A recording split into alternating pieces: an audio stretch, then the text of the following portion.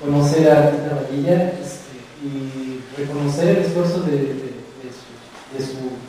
de su lucha, porque en el momento histórico que estamos viviendo, pues también tenemos muchas desapariciones forzadas. Fundem tiene documentados 230 casos de desaparición forzada en el estado de Coahuila, y pues ya cada vez, eso fue hasta marzo de este año, va aumentando el número. Ya hay casos de Michoacán, de Guerrero también, del Estado de México, de León. Y pues bueno, de alguna otra manera, el caso de Rosendo, que de alguna otra, la sentencia que emite la Corte Interamericana de Derechos Humanos, que es vinculante para el Estado mexicano, pues ha permitido, pues, para empezar, pues una reforma constitucional en materia de derechos humanos, pues de alguna otra manera, pues, si no el acceso a la justicia, sí empieza a haber caminos para seguir exigiendo la presentación con vida de las personas que están desaparecidas en este momento, y pues también de las personas que pasaron, ¿no? Son como, no sé, dos momentos históricos que se van juntando y que pues van buscando, que la justiciabilidad y el acceso a la verdad. Y pues bueno, nada más creo que resaltar algo, ¿no? Que solamente 5 estados de la República tienen tipificado el delito de desaparición forzada, y como lo comentaba ahorita, no está conforme a los estándares internacionales, y creo que pues, para empezar tendría que ser federal, y que cada constitución de cada estado tenga que incluirlo en sus códigos, ¿no? Entonces nada más como resaltar que hace falta esa lucha para que el delito de desaparición forzada esté tipificado en los estados, ¿no? Y pues bueno, nada más mi pregunta es no sé si pueden contestar. Las recomendaciones que hizo el grupo de trabajo sobre desapariciones forzadas, que presentó su informe en marzo de este año, se supone que el Estado mexicano las tiene que acatar de buena fe. Mi pregunta es si estas recomendaciones, se supone que el Estado mexicano las tiene que conocer, pero si no sé mediante qué mecanismo las conoce o puede realizarlas, y si no las realiza, pues ¿qué procede, no? Gracias.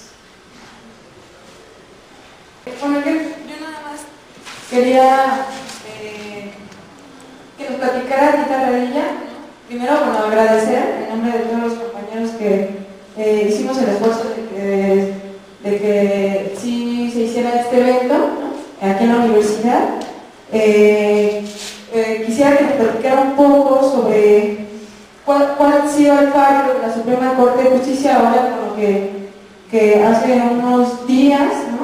Ya tenía que cumplirse el tiempo límite de la sentencia, de los puntos que tenía que cumplir la sentencia, y platícanos cuál es el fallo de la Suprema Corte de Justicia para que los compañeros estén un poco enterados de cómo ha ido el proceso de la sentencia y cómo es que se da el fallo ahora que ya tenía que haberse cumplido. Quiero felicitar en primer lugar por el documental que hicieron. Son verdaderos artistas y no le pide mucho o nada a las películas que pasan comercialmente, ¿no? Dos, yo considero que todos los que nos metemos a la lucha social y a la política, desde ese momento que entramos, tenemos firmada la carta de la muerte, de la desaparición de nuestra persona. Por ello yo les felicito a ustedes porque han traído este evento a la universidad, que también sería conveniente llevarlo fuera de la universidad y fuera del Distrito Federal. Es provincia que necesita mucha conciencia. Es provincia donde, como lo dijo miembro de la mesa, el crimen organizado allí, el PRI, pues gana siempre las elecciones en provincia. Y esto pues siempre le ha permitido a ellos. Antes era al revés, antes se hacían las iglesias y en las iglesias se ganaban las elecciones y ahí se cometían los fraudes electorales conjuntamente con los sacerdotes, pues siguen interviniendo, pero no se monitorea eso. Me gustaría saber por parte de la hija del desaparecido si puede viajar a otra entidad federativa donde sea invitado por alguna organización. En el estado de Tabasco se me ha dicho y se me ha pedido, ¿verdad?, que pues asesore también a un grupo que están inconformes. Yo creo que esto se está dando ya en todo el país. ¿Por qué lo digo? Porque también veo el ejemplo de los de El Gato, Yo Soy 132. También la policía ya los agarró, los detuvo, etcétera, etcétera. No sabemos más porque no lo han comentado. Pero sí, la represión será siempre, tal como lo dijo también un miembro de la mesa, es que esto es una lucha de clases. Esta es una lucha entre los pobres y los ricos. Pero ahora son más. Somos los pobres nacionales contra los ricos extranjeros y nacionales. Antes no era tan marcado, ahora sí es así. Y la Comisión de Derechos Humanos, ¿verdad?, yo no soy para contestar, pero por intuición puedo decirle lo siguiente. El Fondo Monetario Internacional hace una recomendación y el Banco Mundial hace una recomendación y la élite política mexicana y los ricos financieros, ¿verdad?, esos inmediatamente dicen, la acatamos, ¿sí? Entonces lo que tú preguntas, pues yo pienso, ¿verdad?, yo no lo sé, yo creo que la mesa tendrá que dar la respuesta. Entonces yo felicito a la organización también del compañero, porque no me quedó bien claro su organización, el traer el evento y ver qué promociones, incluso lo que ustedes puso, señora Radilla, creo que se debe divulgar ampliamente, porque eso es la conciencia que necesita nuestro pueblo, que pues la televisión adormece, es el opio, pues ya no es tanto la religión, pero va conjuntamente con la religión, es el opio del pueblo, ¿verdad? ¿Por qué? Porque así duerme el pueblo y no va a despertar conciencia a menos que lea sus documentos. Y la lucha armada, yo no sé, aquí podríamos discrepar, pero ya han existido experiencias como aquel que expulsó al imperio más sanguinario que ha tenido la humanidad, el inglés, lo sacó de su país, aunque sigue ahí por los capitales, pero en fin, ustedes me gustaría también que respondieran, ¿verdad?, sobre este asunto, si la lucha va a ser como debe de ser, de las dos formas o nada más de una, y de manera astuta y sagaz, ¿verdad?, que nos permita avanzar, porque si no, esto de Peña Nieto, no, lo que le sucedió a ustedes y le ha venido sucediendo a la sociedad mexicana, se va a acentuar. Y estoy de acuerdo con quien lo mencionó en la mesa, ¿verdad?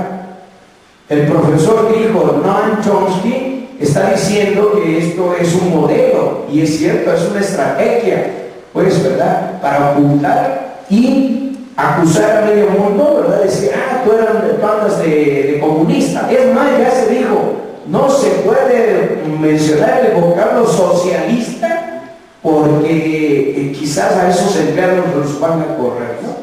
Un miembro del gabinete de Calderón lo acaba de señalar y salió en la prensa. Es cuanto y muchísimas gracias y felicidades a todos. Hola, buenas tardes. Pues antes que nada es un placer estar aquí con usted. Y mi pregunta va más enfocada a uno de los logros que hace 6 meses tuvo el Movimiento por la Paz, con Justicia y Dignidad fue la Ley de Víctimas. ¿Usted cree que la Ley de Víctimas pueda fortalecer la lucha y el reconocimiento de política de la desaparición forzada?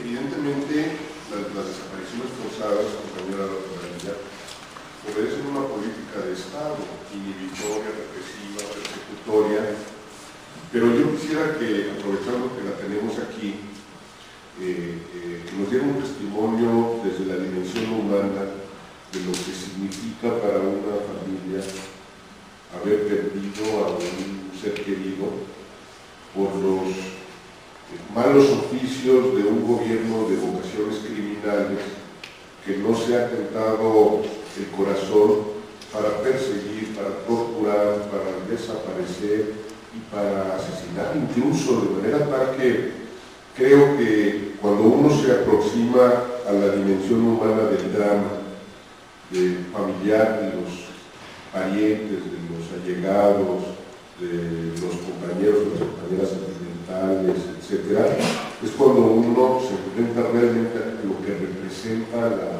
la práctica brutal e impune de los cuerpos de seguridad del Estado, ¿no?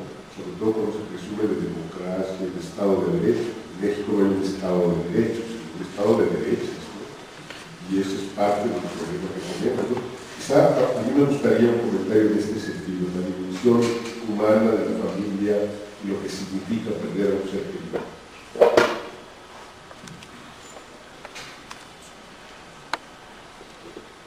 Bueno, primero, acerca del compañero de acá, yo creo que no firmamos una carta de muerte ni para ser desaparecidos ni nada. Vivimos, se supone, que en un país democrático y que tenemos una constitución que se tiene que respetar, todos la respetamos. El Estado es el primero que la debe de respetar, ¿sí? Sin embargo, ellos son los que la violan primeramente. Nosotros todo el trabajo que hacemos es dentro de los marcos constitucionales. El Estado mexicano es el que viola constantemente toda esta normatividad. Ellos son los que están totalmente en la ilegalidad. Todo lo que hacen son crímenes de Estado, ¿sí? La desaparición forzada, la tortura, la ejecución extrajudicial, el hostigamiento, todo eso que hacen es ilegal, ¿sí? Uno de los problemas que tenemos es que no denunciamos, y al no denunciar no se hace o no hacemos nada, no nos organizamos para protegernos además, ¿sí? No hacemos muchas veces cosas. Por cierto, una pregunta primero, no sé, el señor que está aquí, si viene de algún medio de difusión. Sí, buenas tardes, mi nombre es Jacinto Sánchez, de la Jornada Guerrera. Perdón, sí. Ahora, en ese sentido, todos tenemos que estar protegidos por las leyes vigentes. Sin embargo, ya lo decíamos también, no estamos protegidos por ninguna ley. Más bien, no existen instrumentos jurídicos nacionales, ¿sí?, para protegernos. Ya también se decía, la desaparición forzada no está tipificada adecuadamente en México. Cuando empezamos a presentar denuncias no existía nada en absoluto, ¿sí? En el 99 presentamos la primera propuesta de ley para tipificar el delito de desaparición forzada, no se logró. Después hubo una modificación del Código Penal de del Código Penal Federal, pero hechas muy mala, de muy mala manera, que ha impedido incluso que se pueda pelear por los desaparecidos en México. Bueno, sería eso no. Sí, bueno, también la pregunta de las recomendaciones de la ONU, ¿qué procede ahí, no? La ONU con el informe, ¿verdad?, que hizo, las recomendaciones que hizo al Estado mexicano, pues esas recomendaciones, o sea, no son obligatorias para el Estado mexicano. Siempre las recomendaciones, sean de la instancia que sea, son solo recomendaciones. El Estado verá si las cumple o no. Ahí sí es cuando nosotros como sociedad tenemos que exigir el cumplimiento de esas recomendaciones, porque de lo contrario el Estado mexicano por sí solo no va a cumplir, ¿no? Entonces tenemos que estar pendientes y tenemos que pues hacer algo, ¿no? tal vez pues los movimientos por pronunciarse, ¿no? Los movimientos que existen pronunciarse porque esas recomendaciones sean cumplidas. Yo creo que es una de las cosas que tendrían que hacerse, ¿no?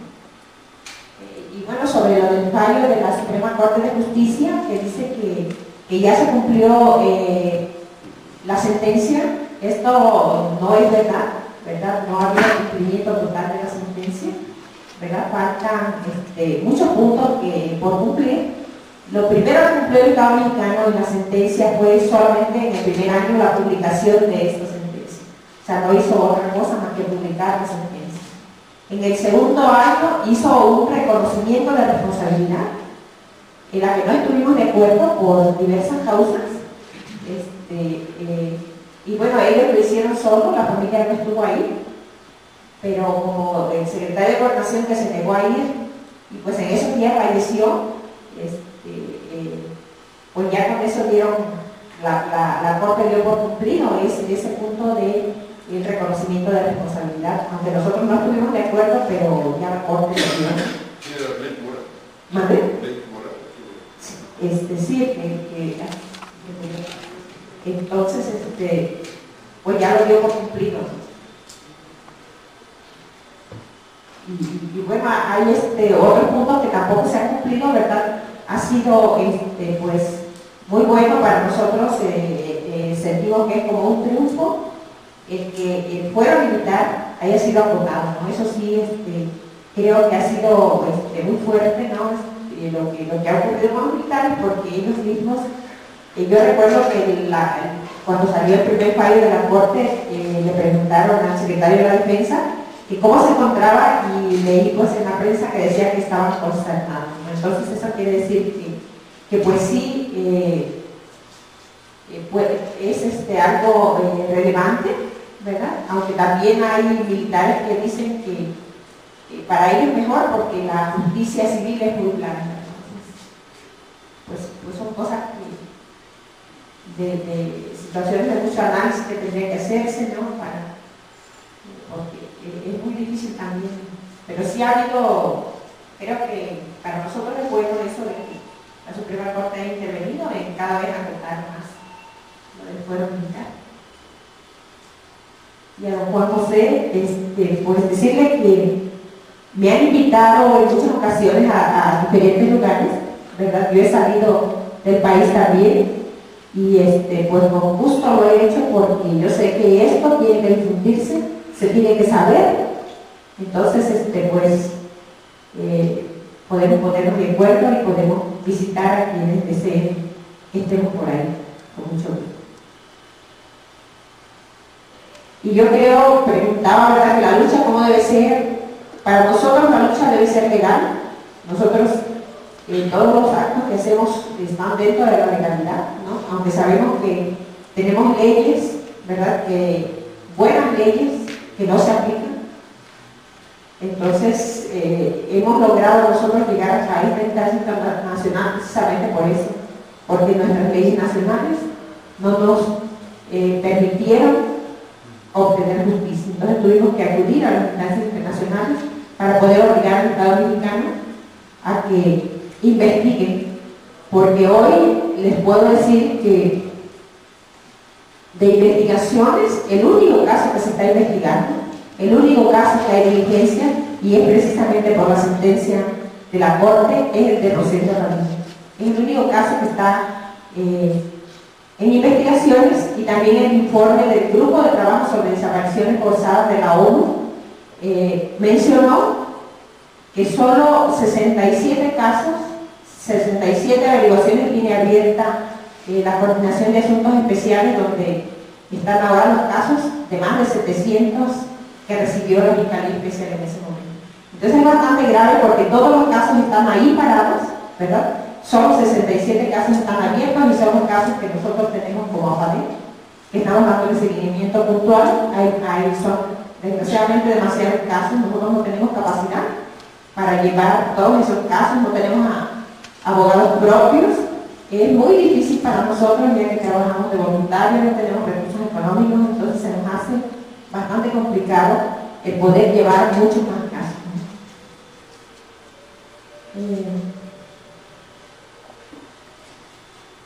Y bueno, sobre la ley de víctimas, pues como decía anteriormente, ¿no? La ley también ha sido un triunfo, ¿verdad?, de quienes la impulsaron, de Civilia, de quienes están en este movimiento, ¿no? Y yo creo que de mucha gente más. Pero eso necesita, porque realmente se ha aplicado, que sirva, pues, porque una ley que se hace y que no se aplica, pues no tiene razón, ¿no? Es como si no existiera. Y bueno, luego el testimonio que dice de ¿qué significa para una familia perder un ser querido? Yo creo que todos nos podemos imaginar. Esta es una pregunta bastante difícil y que a pesar de los más de 30 años de la desaparición de mi padre, yo no puedo superar. El dolor, desde el momento de la detención, de saberlo en manos de quienes lo están torturando, es una tortura para la familia, para los padres, para los hijos, para las esposas, para los compañeros, para los amigos. El saber si le duele algo, el saber si ha comido, el saber en qué condiciones se encuentra, el saber si ya ha muerto y ya no sufre. Pero también el dejar a esos niños pequeños, el ser el sustento de su familia, el ser la persona que apoyaba a su comunidad. No solo nos quedamos huérfanos los hijos, los pueblos también se han quedado huérfanos por toda esa gente detenida y desaparecida, gentes nobles, gentes buenas, gentes trabajadoras. Los desaparecidos no eran delincuentes, muchos de ellos eran guerrilleros. ¿Por qué? Porque había tantas injusticias, porque había mucha hambre, sigue habiendo mucha miseria en nuestros pueblos. Y como decía yo, no solo la familia pierda a ese ser querido. Hemos vivido esa angustia. Hoy yo sé que mi padre ya no vive, porque ya son más de 30 años que fue desaparecido y que, pues sin condiciones tal vez buenas, no viviría. Pues quién sabe en qué condiciones estuvo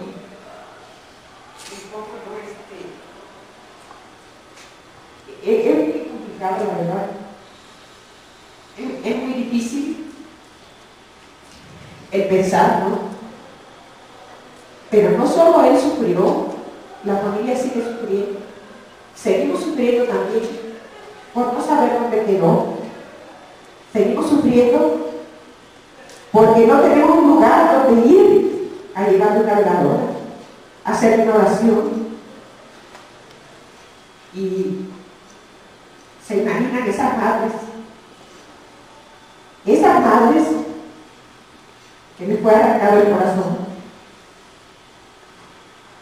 Porque se puede decir que un familiar ya no vive, sobrevive, solo sobrevive. Ya nos quitaron todo. Se fue la alegría. Todo se fue con ellos. Y es por eso también que sobre todo ustedes jóvenes estudiantes deben de luchar. No debemos de seguir permitiendo que cosas ocurran. Debemos de exigir esa ley federal, para que estos casos ya no vuelvan a ocurrir, para que se sancione, para que se castigue a los responsables, y precisamente por esa impunidad que han estado todos estos hechos durante tantos años, esa misma impunidad ha hecho que toda esta violencia que hoy existe tenga esa razón de ser. Porque yo creo que todos estos delincuentes que están ahora en las calles somos maestros, somos alumnos de quienes hicieron todas esas aberraciones en el estado de Guerrero y en el país. Son quienes aprendieron, ¿no?, de toda esa gente, y quizá estén ahí metidos también, yo no lo dudo, ¿no?, porque todavía hay esa gente que aún tiene vida, que aún vive, de los responsables de todos esos hechos tan crueles y berratos que ocurrieron en la década de los 70. Muchas gracias.